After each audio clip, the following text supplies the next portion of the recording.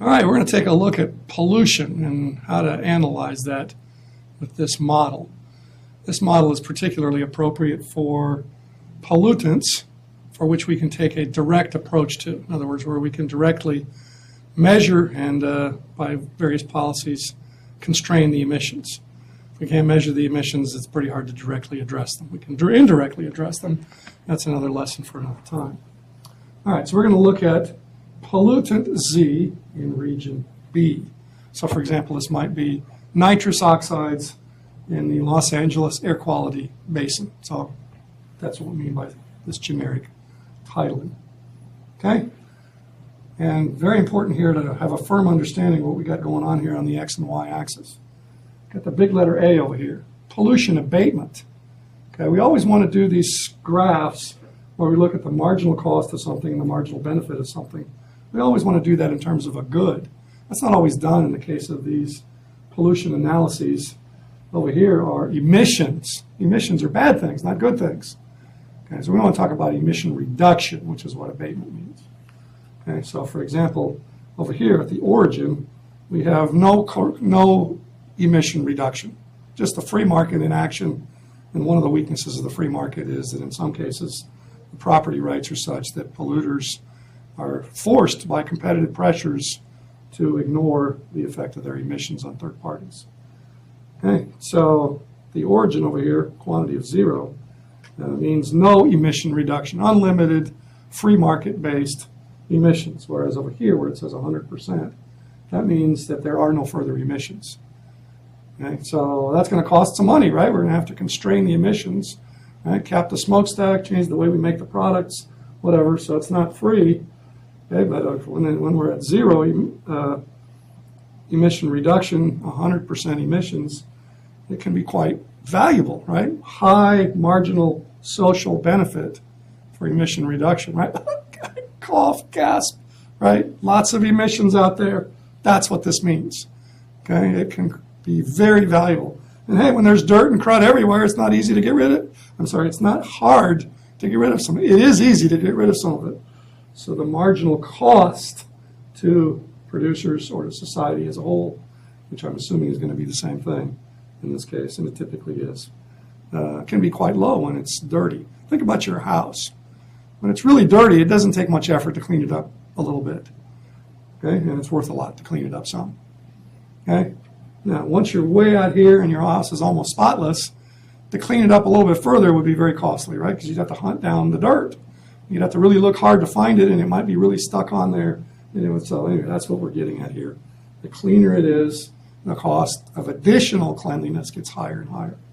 Okay, and the dirtier as it is, the more it's worth for it to be cleaned up some, and the cleaner it gets, the less it's worth to have even further cleanup.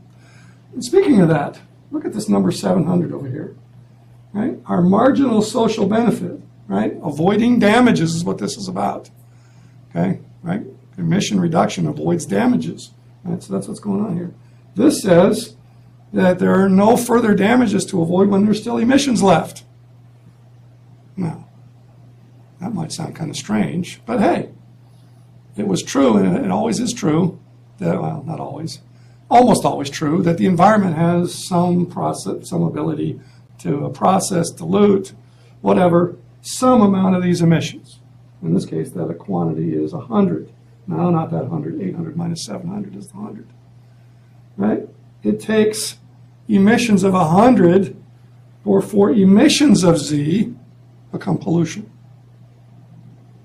Right? Because if you have free market pollution, lots and lots of emissions, no government rules, no constraints whatsoever, no incentives to reduce emissions, just competitive pressure to keep prices low and to keep costs down. Okay, if you have that, you can have lots of emissions. Okay, so now you have damages. Okay, but if you were to eliminate most of those emissions, you would eliminate all the damages because you'd be down to the level where the environment has some ability to produce itself. So until the emissions get to this level, this difference, 800 minus 700, until it gets to that level, the emissions aren't harming anything. They're not enough to get out there. Let's suppose I'm looking out the window here where I'm standing.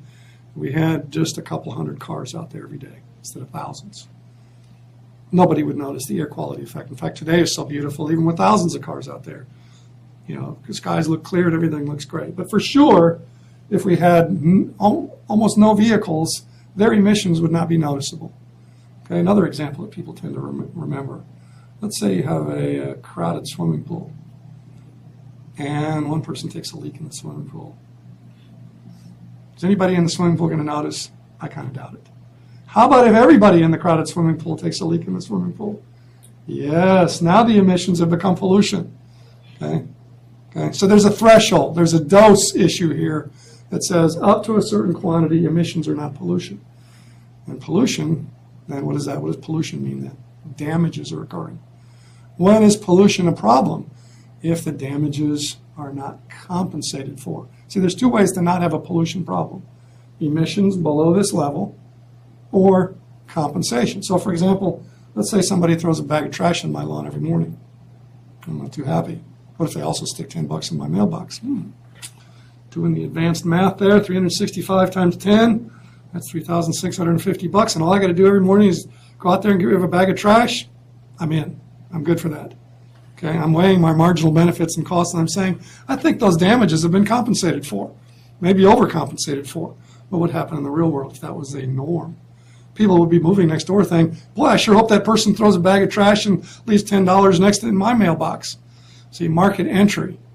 Anyway, we're getting off the track here a little bit. All right, so pollution exists once emissions cause damages. Pollution is a pollution problem once there are uncompensated damages.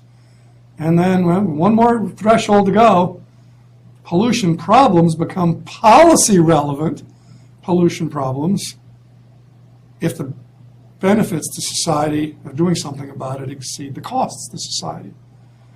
Think about a lot of annoyances that constitute pollution. Let's say you get in the elevator and it's a crowded elevator and somebody farts. We're talking big time. Bad. Okay? Clearly you have been damaged, right? Because you're grossed out. Oh, you're going to get off on the next floor even though you were planning to go up on the top floor. You want out of that elevator.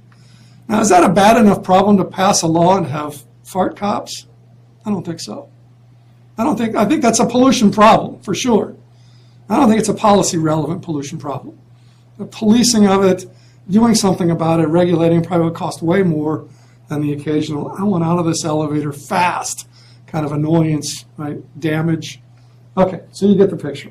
Emissions are not always pollution. Pollution isn't always a pollution problem. Okay? And pollution problems are not always relevant, policy relevant. Okay, but the way we've drawn this graph, yeah, it's policy relevant. Because see, if we don't do anything at all about this pollution situation here, the quantity is going to be 800 tons per year of emissions, right? Because it takes 800 tons per year of emission reduction to have no remaining emissions, right? So over here where my finger is, I don't want to put too much clutter on the graph. Abatement is 0, but that means emissions are 800. Okay, whereas over here, abatement is 800 and emissions are 0. Okay, so here's where we are if we take no action whatsoever. Okay, just the free market in action, businesses under pressure to hold down costs. Hey, nobody's stopping me from putting my smoke out of a smokestack. That's cheaper than any other way to get rid of these emissions. I got to be competitive. That's what I got to do. All right, so at that level, we're saying, hey, up to 300 worth of reductions in the current level of emissions, it's worth more to society. Not to me. That's why it doesn't say MSB is equal to MPB. But to society, right, it's worth more to society than it would cost me, right, the polluter, to do something about it. And so, right, not doing anything about it yields this as a deadweight loss. Let's call this area, let's not call it A. I've already got an A over there. What else can I use? How about area F? Okay, so area F is what I call the do-nothing deadweight loss. Okay, that's society says, oh, it stinks out there. Just leave it the way it is. Kind of the toot in the elevator thing is, yeah, that was bad, but let's not do anything about it. In this case, it would be a mistake because it is worth doing something about it. All right, what is this area here? 22 minus 4 is 18, right? Times 300 divided by 2. Whatever that is, I didn't do the math. Okay, whatever that amount is, 18 times 300 divided by 2. See, actually, the math is pretty easy. That's, anyway, that much loss to society by failing to take action.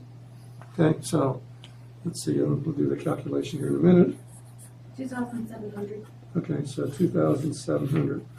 Now that's probably off the chart, so we can put that 2,700 here. All right, so we're motivated by the potential gain to society of $2,700 per year of the optimal reduction in emissions. Now pay close attention here because it says 300 here, but I'm about to say the number 500. You're looking, where's the 500? Well, 300 units of abatement means to reduce the emissions from 800 down to 500. Right? 800 is our starting point for the emissions. Okay, over here, zero emissions, right? No remaining emissions. Here we've reduced emissions by 300, so the amount that's left is 500. All right, so that's the optimal in this case, given the costs. The costs of doing something about it and the benefits to society. Right, past the reduction of 300 from the starting point of 800, it's still worth something. Right, but it's not worth as much as it costs. Right, so there are days out there.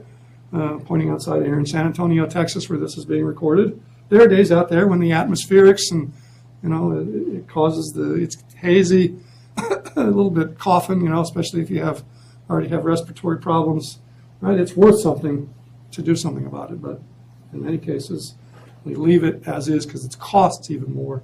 We tell folks, stay home, don't go out and do heavy exercise today. The air's kind of dirty. Hold off. Okay, so people are inconvenienced. Right? They can't do what they'd like to do. They are damaged. Right? We avoid those damages if we do the abatement, but it's not worth it. All right. So it would be good to reduce emissions from 800 to 500, to reduce them by 300. One way to do that would be an emissions fee. If we charged the polluters, if we had the capability of metering the emissions of Z, it would be optimal from an economic perspective, efficiency perspective. One way to be optimal is to charge this price, which in this case is $10 per ton, for metered emissions. If we were to do that, right? See, now up to this level, it's worth more in terms of avoided payments to the government of $10 per ton than it costs to reduce those emissions up to this level. Okay, so the polluters would collectively reduce their emissions by 300, facing this cost per unit for letting it go out the smokestack. Okay, and they would pay close attention now, this is where the confusion comes in. This is called an emissions fee. Okay, they would pay $5,000 a year, not $3,000.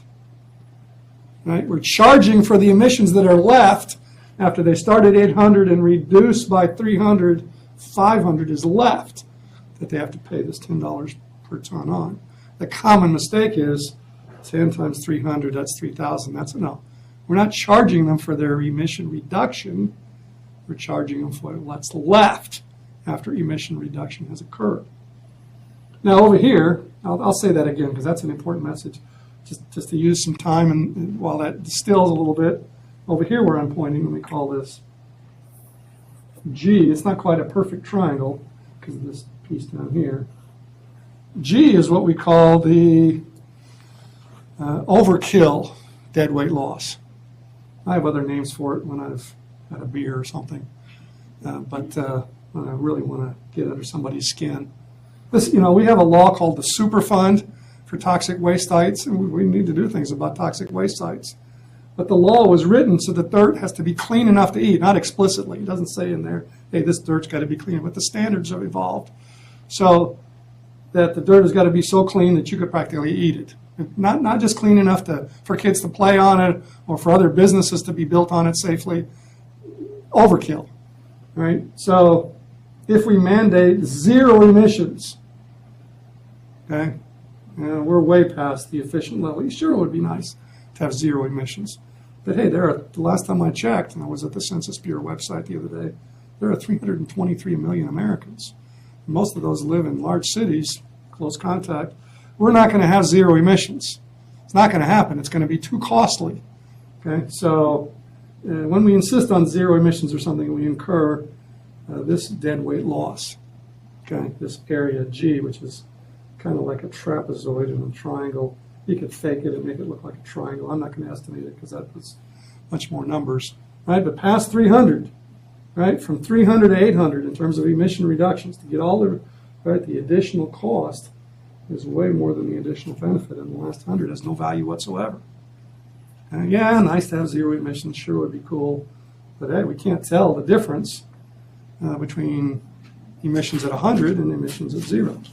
Right? They're just so scattered and spread out, not anything there to notice for all the cost that would be involved. Okay, so back to this point here, one way to achieve this goal is to charge $10 per ton as an emissions fee. Right? And so to avoid the first $3,000 of emissions fee, right? If they don't do anything at all other than be legal and pay their emissions fee, that's going to cost them $8,000, right? 800 times 10. But those rational evil polluters out there, evil polluters, it's not evil, they're just in business trying to compete mostly. Yes, some of them break the law by not disposing of their pollutants legally. That's different. Okay, but yeah, they're out there to make a profit, and so they're going to say, oh, now that it costs $10 to release my emissions, up to $300, it is cheaper to reduce emissions than to pay the $10 fee. Okay, so that's one way to go about it. So we harness their greed, right, to get to where we want to be in terms of fewer emissions. We get our abatement from 0 to 300, our emissions from 800 down to 500, and we've got $5,000 per year, right? 300 minus 800 times 10, $5,000 for compensation. Remember our definition. Pollution problem means uncompensated damages. So we solved this problem in part two ways. One part, we reduced the emissions from 800 to 500. We reduced the emissions by 300.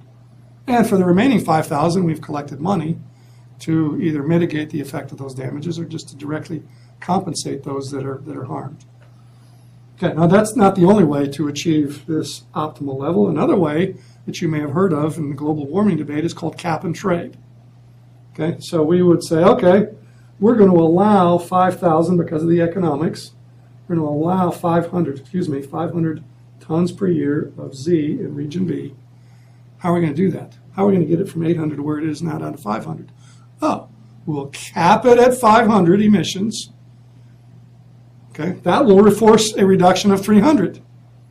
Now, how are we going to get it down there? We're going to distribute pollution allowances up to 500 to those that have emissions right now, and then we're going to allow a market in those allowances so that the polluters that have the high pollution abatement costs can buy allowances from polluters that have low abatement costs to reduce the overall cost of the pollution reduction. Okay, so those are the two alternatives.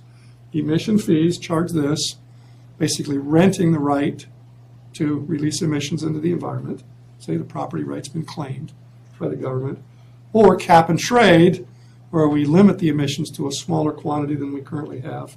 And the trade part of cap and trade is to minimize the cost of reaching that goal. Those are the two alternatives to the other direct approach, which is popular politically because most people don't understand cap and trade and emissions fee. And they say, the government, that's the cops.